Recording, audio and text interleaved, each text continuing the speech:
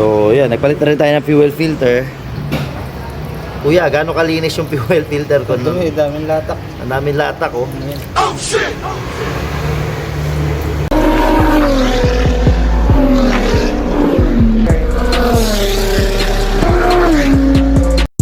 Yo, what's up hardcores?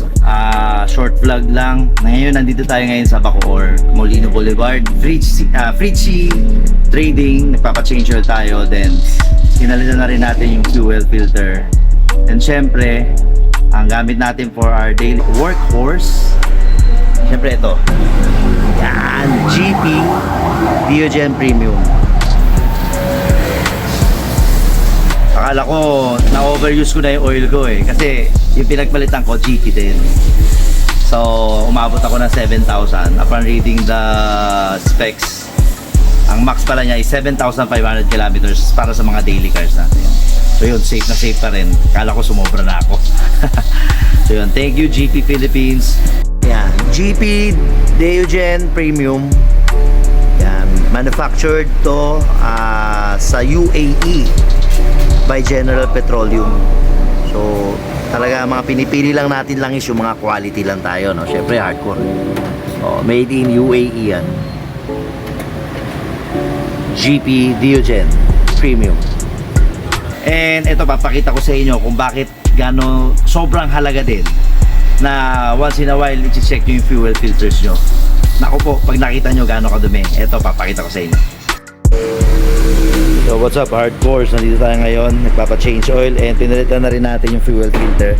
So isi-share ko lang sa inyo kung bakit mahalaga ang magpalit din ng fuel filter. So yan, nagpalit na rin tayo ng fuel filter. Kuya, gaano kalinis yung fuel filter ko? Daming latak. Ang daming latak, oh. Oh shit! So yan. So pag hindi mo napalitan yung filter mo at napuno ng dumi yan, babara na sa injector yan. Tama ba, kuya? So ganun kahalaga magpalit ng fuel filter. Hindi lang change oil, hindi lang oil filter.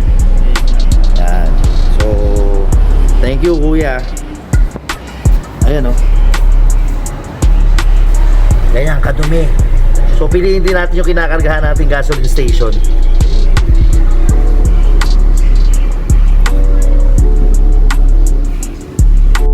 So yun guys, nakita nyo na, no? So ganun kahalaga.